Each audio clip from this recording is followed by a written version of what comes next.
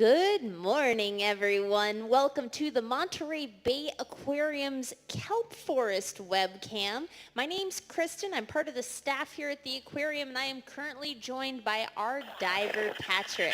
Hey, good morning, Kristin. Can you hear me outside the window okay? Hey, I can hear you loud and clear. Awesome. And it looks like I can see you better than usual. The fish are surrounding you, but I can actually see your face today. Yeah. I've tried to push my way here to the front there to say hello and good morning, and hello everyone who's tuning in right now currently on the webcam on our website, and hello to all of you that are tuning in on our social media feeds, on Twitch, on YouTube, on Twitter, on Facebook, and Periscope. Thank you so much, everybody, for watching. And of course, before we get started, just wanted to say that our hearts here at the aquarium are with everybody in California, and especially our local community currently heavily impacted by those wildfires. I hope everybody is staying safe out there, and they're taking care of yourselves. Thank you to the emergency personnel, all of the firefighters, all the farm workers, all the power crews, utility workers, everybody that has to operate in these very, very difficult conditions. Thank you so much for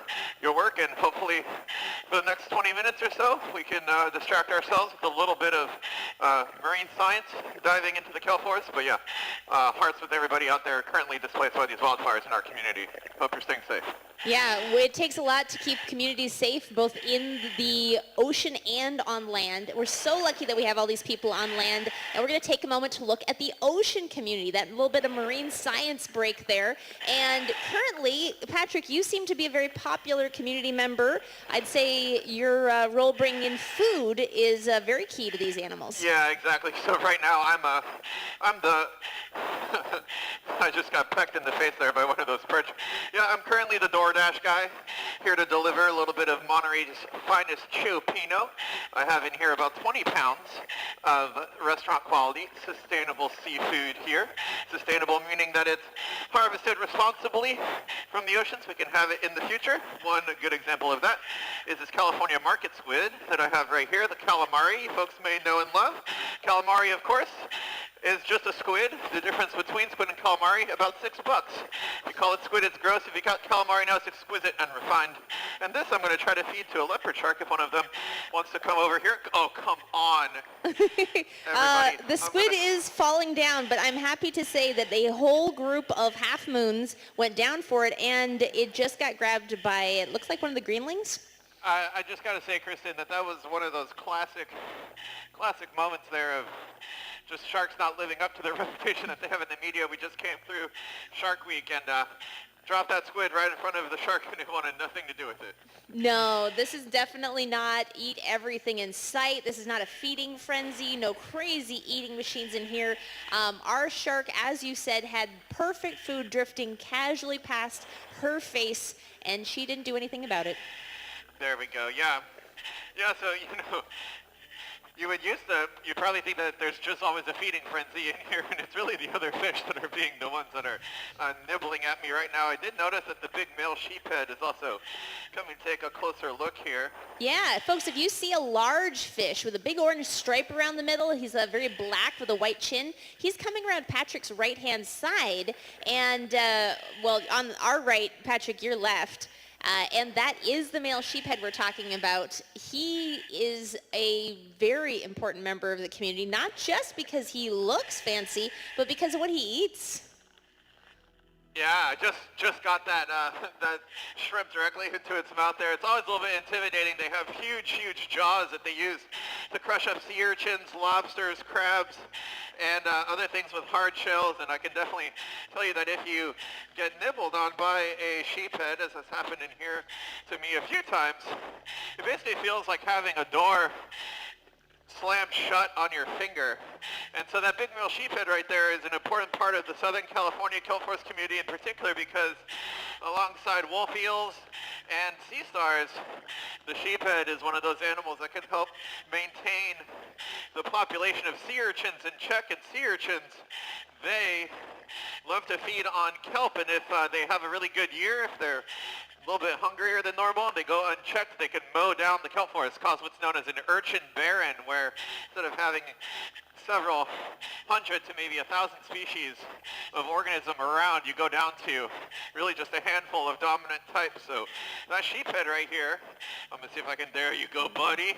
Oh, that was great. Yeah, perfectly timed there for your ecological discussion there. That was a very well-trained sheephead. That's a positive reinforcement. Please show up when we're having a talking point about you. You know, it's great that you were able to describe the feeling of the bite of the sheephead, kind of like that door slamming, because that crushing is exactly how you want to get through the hard shells of the sea urchins. And there's a few different strategies, but crushing, I think, is the most popular one between the sheephead's teeth and sea otters hitting urchins with hard rocks. It's lots of great crushing action. Exactly, yeah, and for you folks out there, if you enjoy eating uni is sea urchin roe, so the gonads of the female sea urchins. And the way you get at those is, you know, if you have a really big nutcracker, that's a lot of how the restaurants prepare them, is they get the big nutcracker, crunch them open them up, scoop out the gonads there. And that's sort of what otters are doing out there. Some otters are taught by their moms how to use rocks as either an anvil or as a hammer, and some otters just use their teeth, but those are otters that eventually break their teeth later on in life and have a shorter life expectancy because of it. So the tool use that some of the otters out there employ can help extend their lifespan because their teeth last a little bit longer. So thanks, moms, for teaching us some of those skills that you need to survive longer, like those sea otters.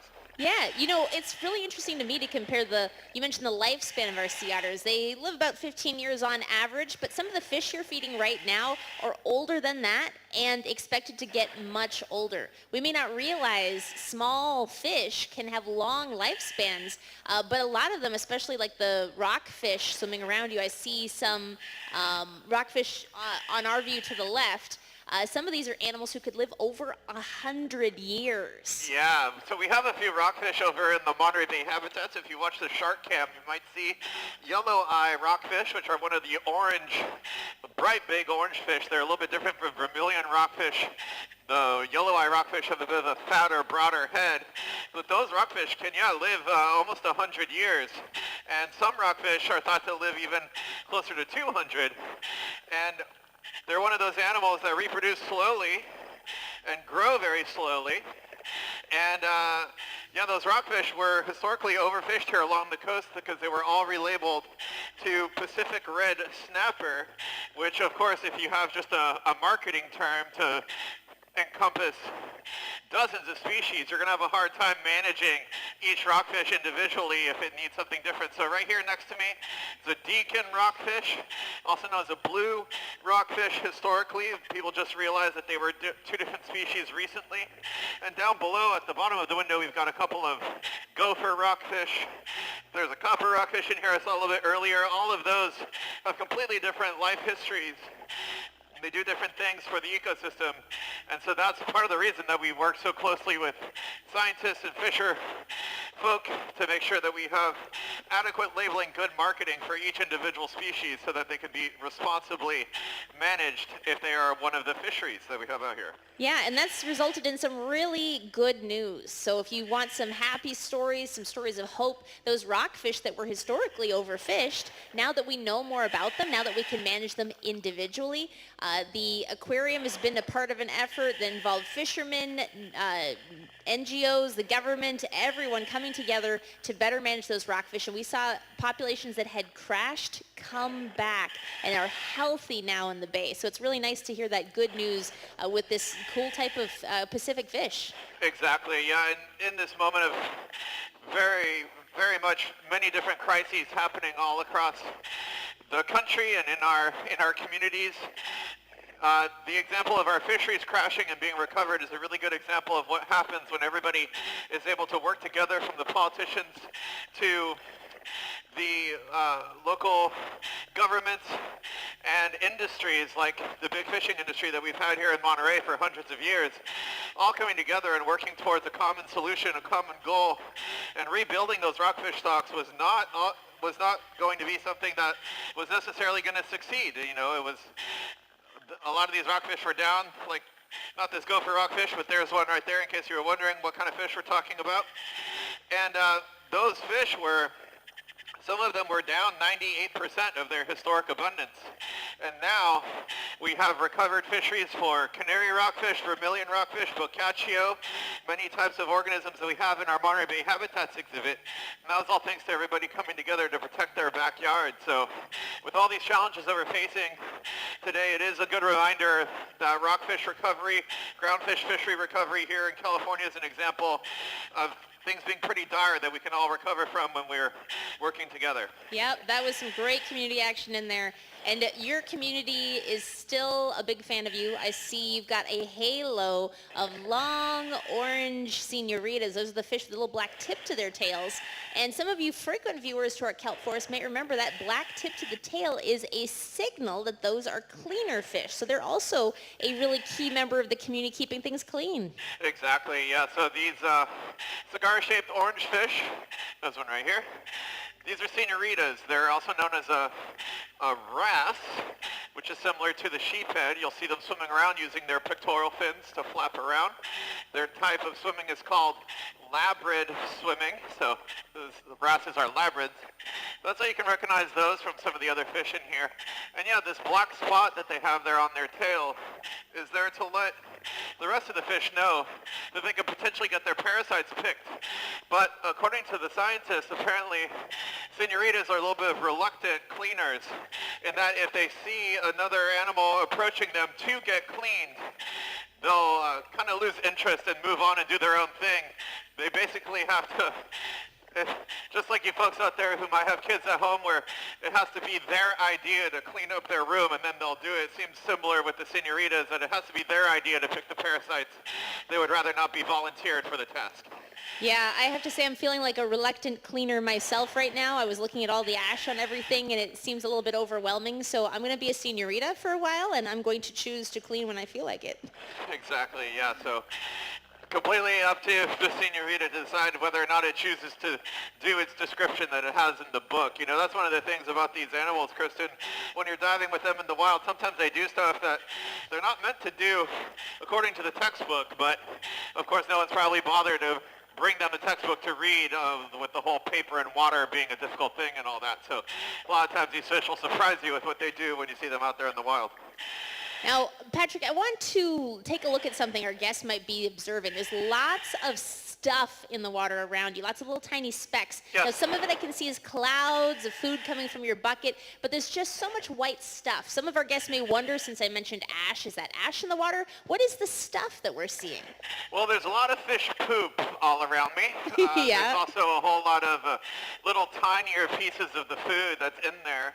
The top of the kelp forest is pretty ashy, though, so I wouldn't put it past some of these particles to be part of the ash that has been kind of snowing down along Cannery Row. But pretty much everything I see here in front of me is tiny little bits of food coming from my food bucket. As this leopard shark to say, yes, you want to put your face in there while my hand goes in there? That's not going to work. So She's not very patient yeah, today. there's also just a lot of fish poop all around me as well. I'll just point that out. But yeah, everything that you see here, these are little bits of the krill that are going by. Yeah, and that's actually part of that kelp forest community because we have animals that eat that. They eat the fish poop. They eat the tiny little crumbs. We've got teeny tiny little mouths that are perfect for handling all that. Yeah, so just everything you see right here is a whole bunch of calcium carbonate and other little bits of the shells there of the organisms. And once this stuff settles down onto the bottom in the sand in the exhibit, that's actually something I learned from working in aquariums, is that we really want in the sand, or the important part of having a healthy aquarium is that in the sand you need to have a very healthy community of bacteria and other organisms that live in the sand. So all these little bits here that might not be consumed by a fish mouth will certainly be consumed by a microbial mouth, as it were, in the sand there below me. So yeah, every part is recycled in the kelp. Same thing is out there in the ocean. You need every bit of it. We also have invertebrates to help with that. There's sea cucumbers down there helping. I know I've seen snails cleaning off the surfaces of all the stuff that falls down. But I did have a question from a guest in the online who was wondering if there are any other invertebrates like shrimp. Now, I know there's snails, but wouldn't the shrimp get eaten in here? So I haven't seen any large shrimp in here. Hello, giant sea bass who thinks that they're going to get some food. Not today. So I haven't seen any, too many shrimp in here. There could be some dock shrimp in here potentially, but there is one huge lobster that actually hangs out on the reef behind me over here in the back. And that lobster, I'm not exactly sure the story of it, but it came in when it was much, much smaller. So there's a pretty sizable lobster, and definitely going to give points to the frequent viewers of the Kelp Forest exhibit, to the first person to get a screenshot of that lobster out and about. I've never heard of it crawling around in front of us. But if you ever see it, don't worry. It's been there for a long time. We're aware of it, but yeah, that would be quite the sight to see on the Kelp Forest camp. Yeah, I know our divers who go in and clean the exhibit, they get down there and, vacuum some of it, scrub the windows. They're probably the most likely ones to see our big lobster since we have regular divers coming in here to clean. But we also have regular divers coming in to feed, and I had another question from online. Are there fish that prefer specific foods? Oh yeah, the fish in here are very particular. The leopard shark's a little bit less so than the rest, but I can tell you that the giant sea bass, when we used to hand feed her during the feedings, she was always a little bit of a diva and always kind of made me look a little bit silly in front of everybody because she'd come over and I'd toss out maybe a piece of shrimp and she would gobble it up and then spit it right back out telling me, no, I want squid today. So then I would feed her some squid, she'd be very happy.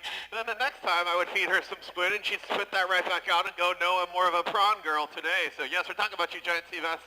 So she's definitely a little bit of a diva, has her preferences.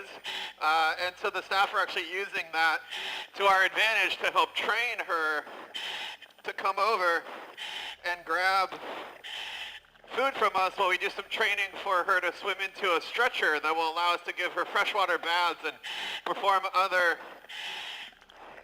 checkups on the giant sea bass. So again, I'm sure you parents out there are using your kids' food preferences to your advantage for their training as well. Oh, yeah.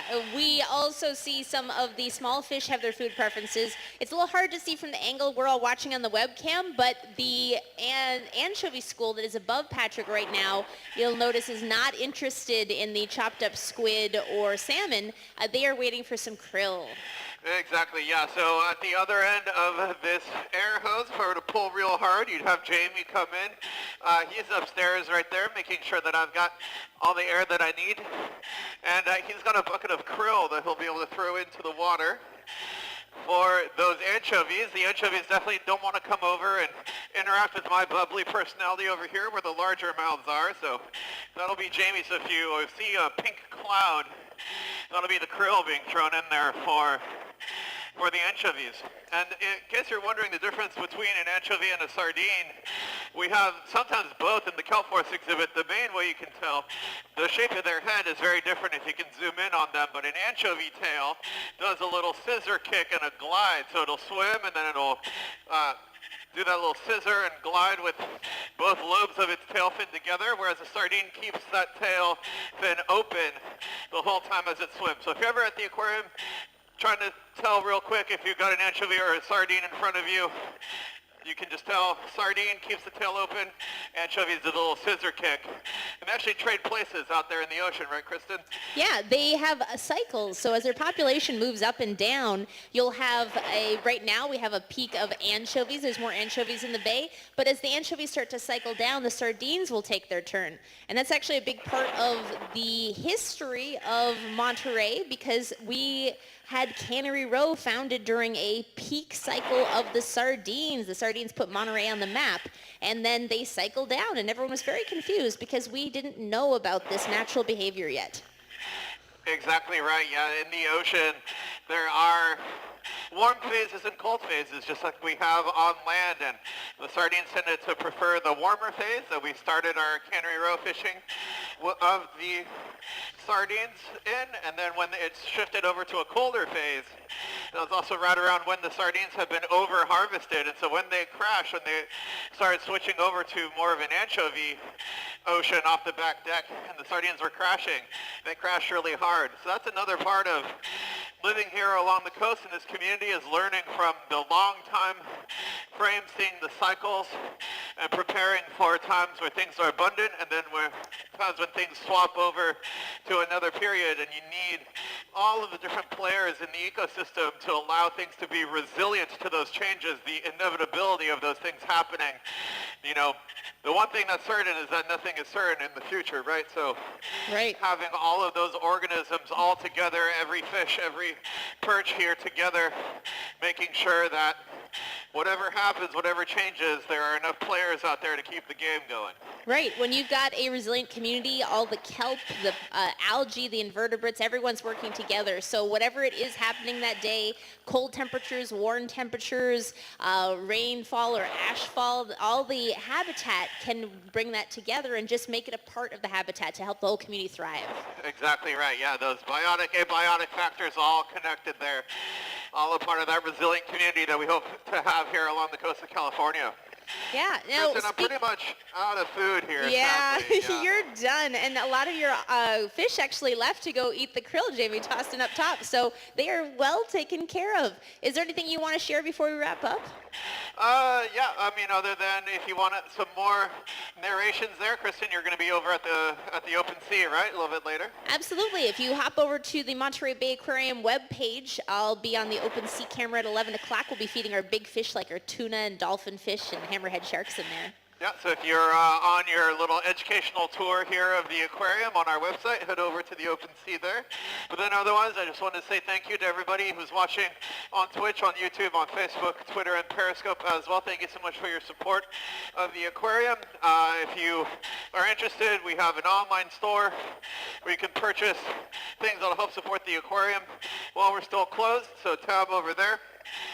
But the main thing I definitely just want to say once again that we said at the beginning is our hearts go out to everybody who's currently affected by the wildfires here in California, and especially in our local Monterey Bay community. We hope everyone is staying safe, and to all of the emergency personnel out there working to help everybody, to the farm workers, power crews that are out there working in these very hazardous conditions, thank you so much for doing so. And we do hope to see you again soon at the Monterey Bay Aquarium, and hopefully we can provide some relax ocean, as we call it, a little bit of ocean downtime amidst all the fiery things we find ourselves living through at the moment. Yeah, we'll keep the cams on for you. Thank you so much for joining us, and we hope to see you more online today with the Monterey Bay Aquarium.